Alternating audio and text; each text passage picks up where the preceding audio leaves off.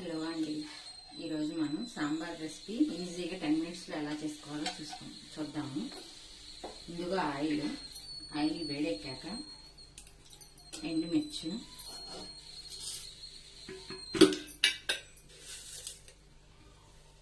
పోపు దినుసులు,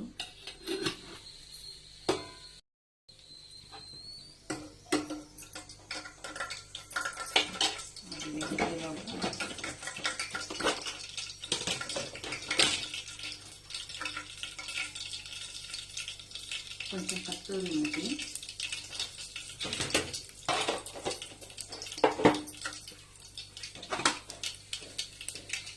కొంచెం జీలకర్ర,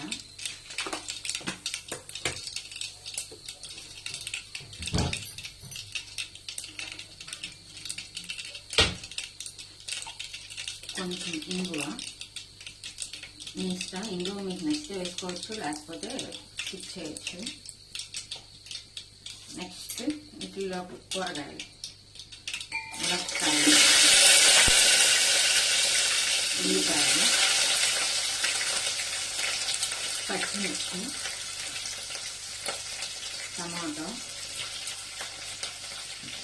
దోసకాయలు. దీనిలో తీసిన దోసకాయలు ఫ్రెండ్స్, టేస్ట్ బాగుంటుంది. కరివేపాకు,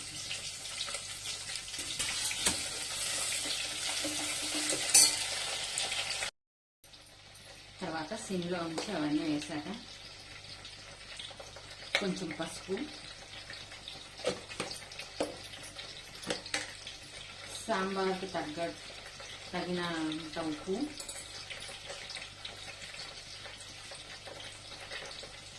చూసుకొని వేసుకోండి ఫ్రెండ్స్. మా ఇంట్లో కొంచెం సాల్ట్ ఎక్కువ తింటారు.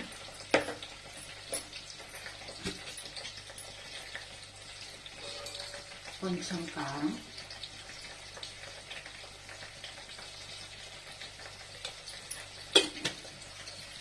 వేసుకొని కలుపుకొని ఒక 2 మినిట్స్ మగ్గించుకోవాలి ఫ్రెండ్స్.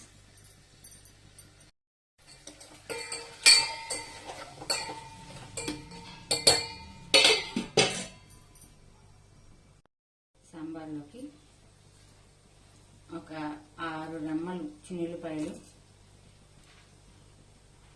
కొంచెం జీలకర్ర,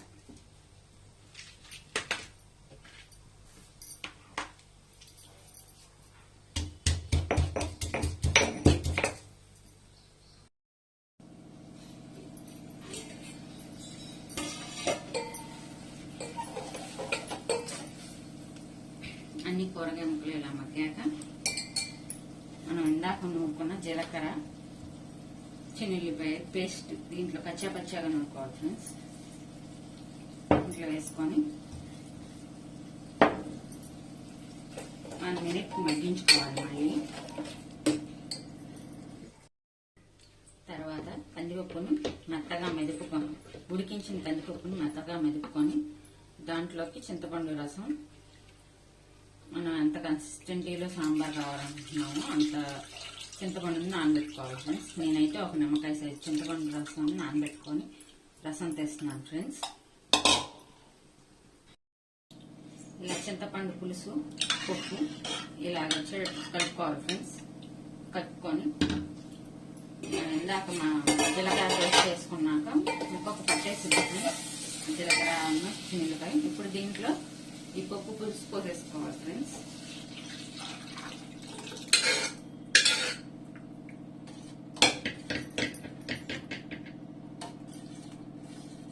ఇలా పోసుకున్నాక